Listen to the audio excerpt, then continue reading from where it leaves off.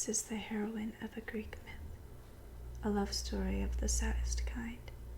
Alcestis willingly sacrifices her life for that of her husband Diomedes, dying in his place when no one else will. An unsettling myth of self-sacrifice. It was unclear how it related to Alicia's situation. The true meaning of the allusion remained unknown to me for some time, until one day the truth came to light. But I'm going too fast. I'm getting ahead of myself. I must start at the beginning and let events speak for themselves. I mustn't color them, twist them, or tell any lies. I'll proceed step by step, slowly and cautiously. But where to begin? I should introduce myself, but perhaps not quite yet. After all, I am not the hero of this tale. It is Alicia Berenson's story, so I must begin with her and the Alcestis. The painting is a self-portrait, depicting Alicia in her studio at home in the days after the murder, standing before an easel and a canvas, holding a paintbrush. She is naked. Her body is rendered in unsparingly detail, strands of long red hair falling across bony shoulders, blue veins visible beneath translucent skin, fresh scars on both her wrists. She's holding the paintbrush between her fingers. It's dripping red paint. Or is it blood? She's captured in the act of painting, yet the canvas is blank, as is her expression. Her head is turned over her shoulder, and she stares straight out at us, mouth open, lips parted, mute. During the trial, Jean-Felix Martin, who managed the small Soho gallery that represented Alicia, made the controversial decision, decried by many as sensationalist and macabre, to exhibit the Alcestis. The fact that the artist was currently in the dock for killing her husband meant, for the first time in the gallery's long history, queues formed outside the entrance.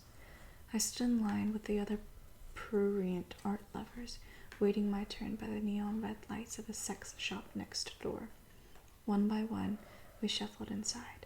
Once in the gallery, we were herded toward the painting like an excitable crowd at a fairground making its way through a haunted house.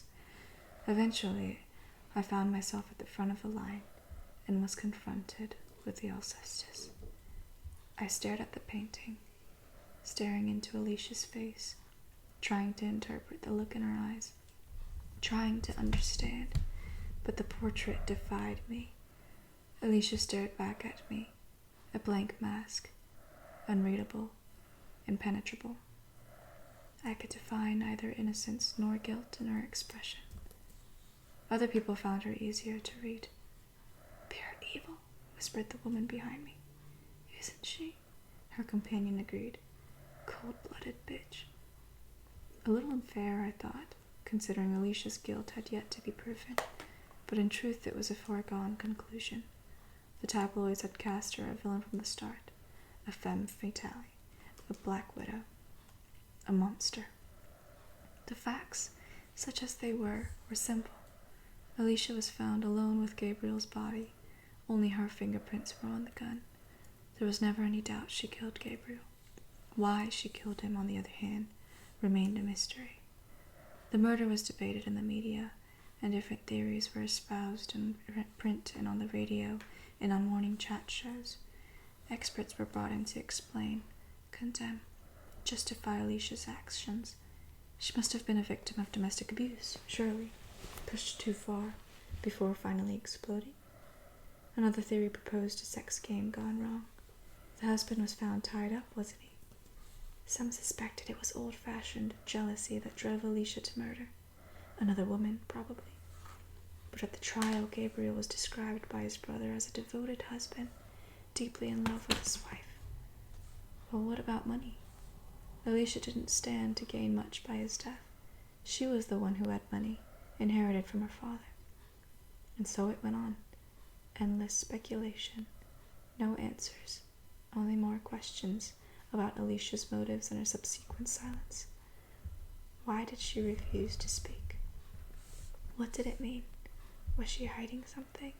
Protecting someone? If so, who? And why? At the time, I remember thinking that while everyone was talking, writing, arguing about Alicia, At the heart of this frantic, noisy activity there was a void, a silence, a sphinx. During the trial, the judge took a dim view of Alicia's persistent refusal to speak. Innocent people, Mr. Justice Alverstone pointed out, tended to proclaim their innocence loudly and often. Alicia not only remained silent, but she showed no visible signs of remorse. She didn't cry once throughout the trial, a fact made much of in the press, her face remaining unmoved, cold, frozen. The defense had little choice but to enter a plea of diminished responsibility. Alicia had a long history of mental health problems, it was claimed, dating back to her childhood. The judge dismissed a lot of this as hearsay, but in the end he allowed himself to be swayed by Lazarus Diomedes, professor of forensic psychiatry at Imperial College and clinical director of the Grove, a secure forensic unit in North London. Professor Diomedes argued that Alicia's refusal to speak was in itself evidence of profound psychological distress, and she should be sentenced accordingly. There was a rather roundabout way of saying something that psychiatrists don't like putting bluntly. Diomedes was saying Alicia was mad.